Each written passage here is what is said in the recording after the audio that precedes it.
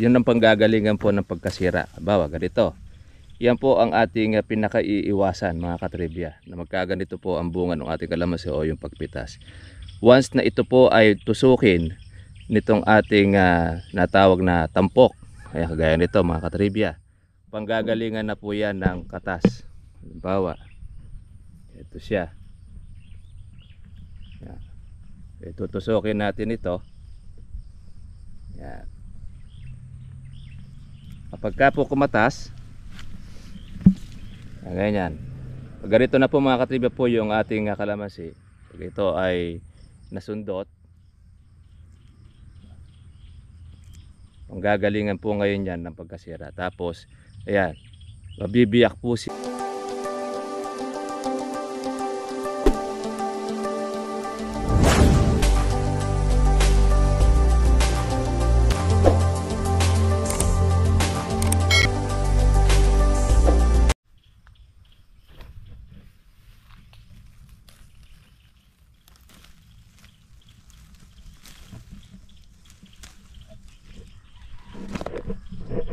Good morning po sa inyo mga katribya at welcome po sa aking YouTube channel. Kamusta na po kayong lahat? Ito po, tatapusin na po natin itong ating pong pinipitas na kalamansi. Habang maganda po ang presyo, kunin na po natin ang kunin. Ito pong lahat po ng malalaki. Ngayon, yung pong ating technique po ngayon, kung paano naman natin siya maaalagaan na hindi po sisira ang bunga ng ating kalamansi. Sayang yung nalaglag. Yan. Ang paraan po ng pagpitas mga katribya, dapat pagka ganito pong umaga, kailangan 8:30 or alas 9, kung saan kahit na umulan po nung gabi, ay medyo may iwasan po natin ang pagkaluto ng ating kalamansi kapag ka po tayo pumipitas.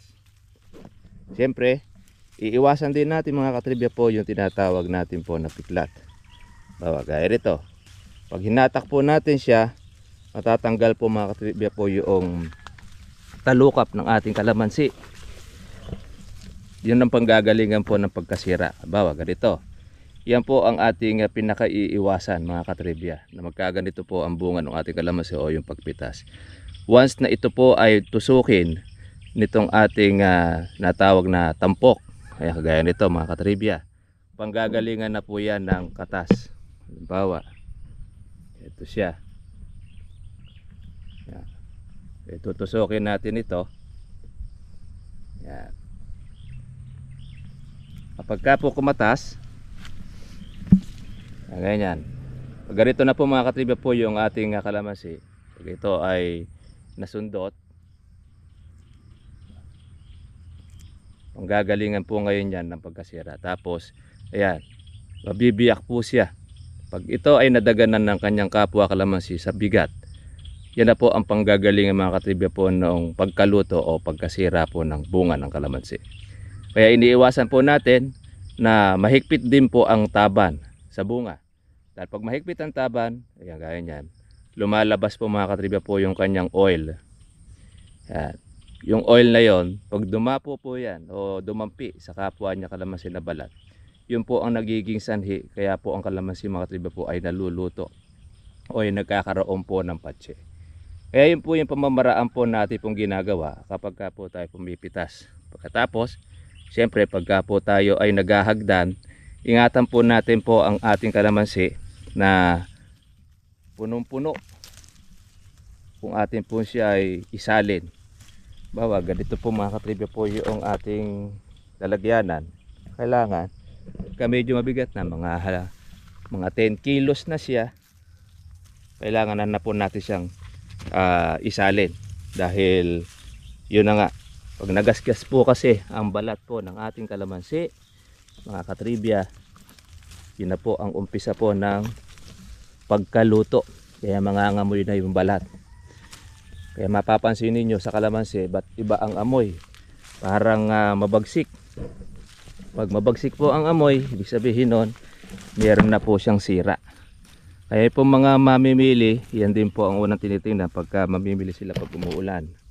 Pag maamoy ang kalamansi, kahit na ibigay po ng mababa, hindi po nila kukunin. Dahil alam nila na kalahati ang mawawala sa kanila. Pag binili nila yung mga katribya, malulugi. dahil hindi nila maititinda po ng ganun din presyo. Kasi pag pinilian po yan, mga katribya, ng mga may sira, ay mas marami pa kung minsan ng sira, wala nang matitira doon sa matino. At pagkalipas po noon, ayan na, doon na po mag-uumpisa po na malugi yung pong kumuha ng kalamansi. Kaya yan po, na mga katribya po, nasa pag-iingat din po ng ating pagpitas. Ang iiwasan natin, yung matuklap ang bunga. Pagka ganito naman po umaga mga katribya, ay malutong naman po ang ating kalamansi. Madali po siyang pitasin. Kaya gaya niya, no? Di naman kagaya ng makunat. Nung tag-araw, makunat ang kalamansi. Kaya pagka ayaw po niyang papigtas, ang ginagawa po natin siya ay sinasangahan. Ayan, ginaganon, no? Kaya di baling merong ganito, wag lang po siyang papipiklat, mga katribya. Yan po yung mga technique o pamamaraan po na ating ginagawa para maiwasan natin po ang rejectin ng buyer ang inyo pong kalamansi. Kasi once na yan po ay na-reject, tapos ay nasiraan po ang bunga ninyo, ay sayang po ang inyong pagod. Doon po sa mamimitas, hindi sila malulugi dahil per bag po ang usapan. Kung ilan po ang bag na mapipitas niya, yun ang babayaran ng may-ari. Ang pagkalugi nun, nandun po sa may-ari ng kalamansi. Dahil babawasan na po yan ng kanila pong buyer ang presyo. Kung halimbawa ang usapan ay 1,100, ang nangyari may nasira. Yung nasira na yon, halimbawa isang bag po yung ibabawas ng isang buyer. Kaya ang kawawa ay yung pong may-ari ng kalamansi. Isipin din yung nasa bahay siya nalulugi. Kasi dapat sana ay maging pera na, nangyari naging bato pa dahil doon sa kawalang ingat nung tagapitas. Kasi ang mamimitas gusto lang niyan pumitas lang po ng makarami. Hindi naman po lahat, meron naman talagang maingat din sa pagpitas. Kaya lang syempre dapat sinusupervise din siya ng mga may-ari. Kasi pagka po yung may-ari ay hindi po lulusong, hindi po babantayan ang kanya pong mamimitas, ayan na, dyan na po nagkakaroon ng disgrasya ang bunga ng ating kalamansi. Kaya iwasan po natin na masiklat yung pong ating kalamansi. Di baling medyo may dahon-dahon ang konti, okay lang yan para mayroong proteksyon. Kung makunat siya, wag natin siyang pupersahin na hahatakin. Ayan po, simple lang naman po mga katribya po ang pitas. Hindi na po natin kailangan po ng gunting. Sa gunting po kasi mabagal po ang pagkilos, tapos may tendency na pwede ka pang magupit ang iyong kamay, lalo na kung wala ka pa sa sarili o puyat ka, pipitas ka ng kalamansi, hindi mo alam daliri mo na pala ang ginugupit mo, hindi na yung kalamansi. Kaya kami, nag-practice po kami ng ganitong kamay ang gamit. Mabilis naman at maginhawa. Di na rin po kami gumagamit mga katribya po ng kuko dahil meron naman na po tayong sariling kuko para po naman doon sa mga makukunat, kukurutin na lang natin. Kaya mas ginhawa pagka nasanay kayo sa pamamagitan ng ating kamay na wala pong gamit na kung ano-ano. Okay, yan. Yung atin naman pinipitas bukod na dahil po sa sobrang ng lalaki. Ayan, sarap pong pumitas. Kaya mabilis lang po tayo maka isang bag. Ang oras po natin alas 9 mahigit. Yan po ang time na maganda pong pumitas. Natiktik na po ang hamog. Yan. Nakakasigurado na tayo na hindi po na tayo malulutuan ng ating bunga. Pero depende pa rin yan doon sa tagapitas. Pag mahigpit ang hawak at piklat ang bunga ng kanyang pitas ay doon nasisira. Kaya lang din sa kagaya na talaga na masisira siya dahil doon sa bagong pitas or maagang pinitas. Masisira siya dahil napiklat ang bunga pagkatapos madiin ang hawak ng mamimitas. Alalay lang naman ang paghawak. Hindi masyado pong mahigpit, hindi rin naman po masyadong maluwag. Pag maluwag po kasi tatakas yan. Yung pinitas ninyo matatapon. Kaya kailangan lang katamtaman. Kaya ganyan po ang technique natin mga katribya. Pagka tayo ay pipitas ng ating kalamansi, matututunan din yan ng ating mga katribya na merong kalamansi. Pero pagka wala po kung kalamansi, lalo na may kalamansi ka nga, wala naman pong bunga na pipitasin, hindi ka po makakapag-practice. Kaya advantage na may puno ka ng kalamansi, tapos may bunga, may pagpa-practicean ka. Kaya tuwing umaga, ganun ang gawin natin. Meron nang hingi sa inyo na inyong kaibigan, ipagpitas mo nga wika ako ng kalamansi. Ngayon, yung amo, sa halip na mag-utos, siya na po ang gagawa. Kaya nga po nung isa natin subscriber dyan sa parte ng La Union, talagang kahit sa kabila na siya po ay doktora, ay nahilig po sa farming ng kalamansi. At nakakatawa naman silang mag-asawa, isa naman po ay engineer. Yung kanilang lote na hindi po natataniman ay kanila pong i-develop at tinaniman po ng konting kalamansi. Kaya meron silang ngayong farm, meron silang pinaglilibangan. Kumbaga, nagkakaroon sila ng kapayapaan. Pag lumulusong sila sa kanilang farm, meron silang nakikita na kalamansi na pinalalaki. Ayun mga katribya, share lang po natin sa inyo para po maingatan ang bunga at huwag masira po ang inyong pinipitas. At least makarating po yan sa market o sa inyo pong buyer na hindi po tayo rereklamuhan. Okay, tas tayo mga katribya. Kailangan na po kasi natin itong kunin dahil magdidilaw na po yan. Kung mo gusto na po ang laki at makatas na, tama na po yung kanyang size. Actually halos sa uno na lang yung mga pitasin. Kaya pwede na talaga. At sa susunod naman, ayan, mga paraan lang tayo ng mga 2 linggo. Yung ating iniwan na yan, malalaki na. Po, pwede na po siyang pitasin uli. Kaya mas marami po yung pansunod kesa na yung itong ating hinahalaw.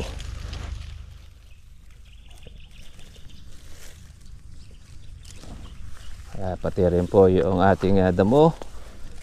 Malapit na rin natin itong i-herbicide. Hintay lang po natin na medyo kumalma ang panahon, gumanda, para hindi masayang ang ating gamot. Napakamahal po ng gamot ng ating herbicide na ginagamit. Isang kahon, isang galon, minsan nagkakahalaga ng 1.3, 1.4. Depende po doon sa herbicide na inyong bibilin. Pag sikat yung herbicide, mahal. Pagka bago pa lang po yung herbicide at nagpapasample po ang mga technician, medyo mura pa yon kasi papasikat Tsaka medyo matapang yon pagka po yung bago, dahil nagpapakilala pa siya. Lalo na pagka na-spray sa mga gilid ng daan, sa gilid ng bukid, ay patay na patay yung damo. Kaya lang, nakikita naman ninyo kung gaano karami naman ang timpla nila doon po sa gilid ng daan. Kaya mapapatay nga talaga. Pag bumili ka na, ikaw na gumamit, ayun, hindi napapatay ang marami. Marami ang natitira na nabubuhay uli. Ganyan po kasi ang kalamansi, ang herbicide. Kapag ka sumisikat, tumatabang na ang timpla or nai-immune na rin ang mga damo. Kaya kahit yun po ang ginamit ninyo, hindi na po siya pinapansin, mga katribya. Kaya ganun pa man di palit tayo ng palit ng ibang brand. Di naman masama yun. Hanggang sa matuklasan natin kung ano yung the best o yung maganda. Kaya pag ganyan naman pong tag-ulan, meron pang herbicide naman na pang tag-ulan. Pag tag-araw, may herbicide naman po na pang tag-araw. Okay, kaya continuous lang po yung ating pong pag-aaral, pagtuklas, hanggang sa tuloy-tuloy yan.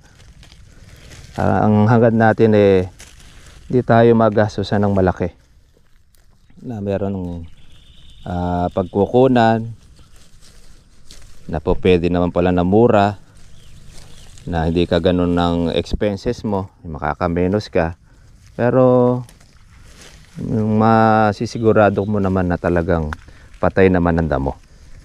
Naliban na lamang pag mauulan ang inyong in-spray, kahit mabisa po yung gamot, basta't iyaan ay hindi natuyo sa dahon, liban na lamang kung sa ugat, pang ugat siya, walang problema, madadali po ang damo.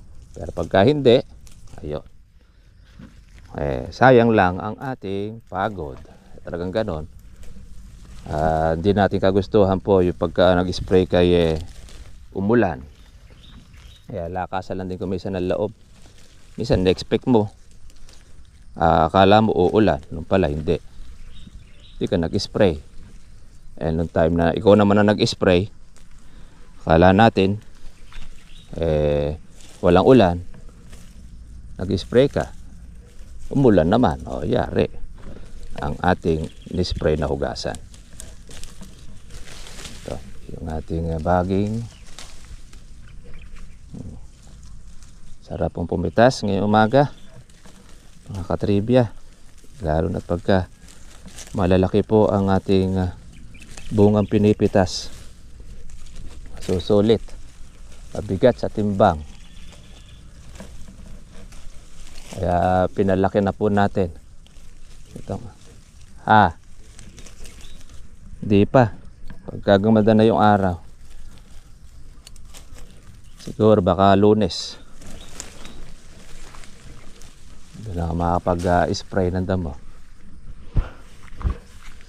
Tanggal tayo ng ating baging.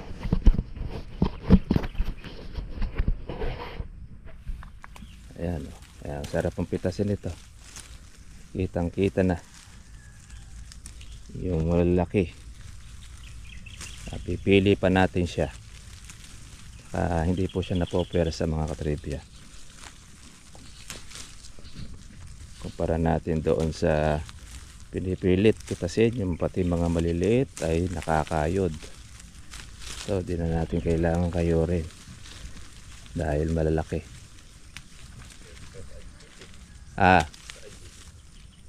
Pwede yan, 2 linggo lang pwede na yan. Mga makukuha na yan dahil mabilis lumaki. Yung mga pansunod,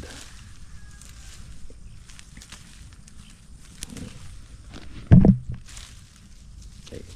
Yan ang pitas natin, no? Sarap kuha niyan ng ito pang kanya na yun, baka October rin. Pang October yun. Minsan naman ito mataas ang kalamansi pag sa October Ayun, may start ng pagtaas yun. Pero yung September, talagang bagsak ang presyo talaga na. Kadalasan. Yan kasi ang kuwan niya. Ang panahon ng kalamansi.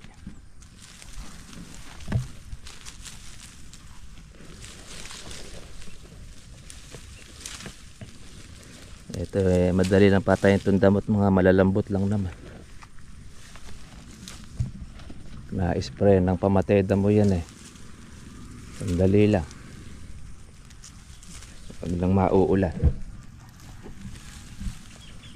Ayun, trivia to. Pitas tayo ng pitas.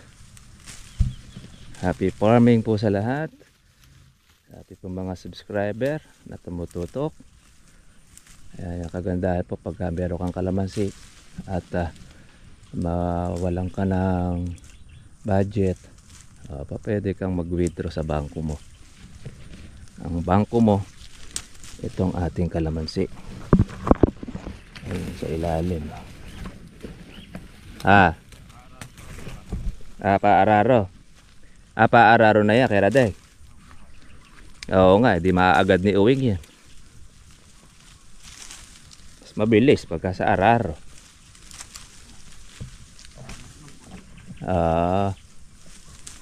Pwede nga yan. Basa pa. Kaya alanganin niya. Tama-tama lang bukas siya.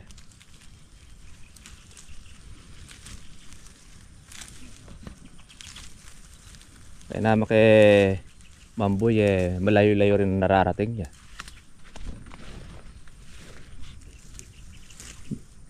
Kakarating din yata ng Loyos yan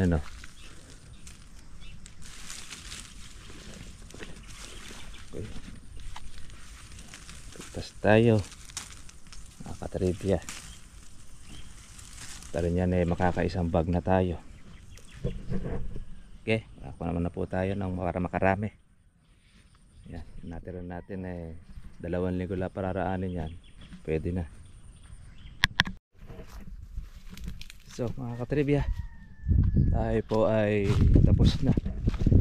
Pipilian na lang po natin itong ating kalamansi.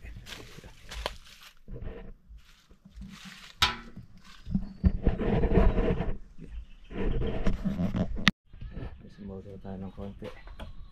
Ito naman po yung ating dilaw. Ito naman po yung ating napitas na 2 red bag. Sige mga katribya, kita na po tayo bukas para sa susunod natin vlog. Bye bye.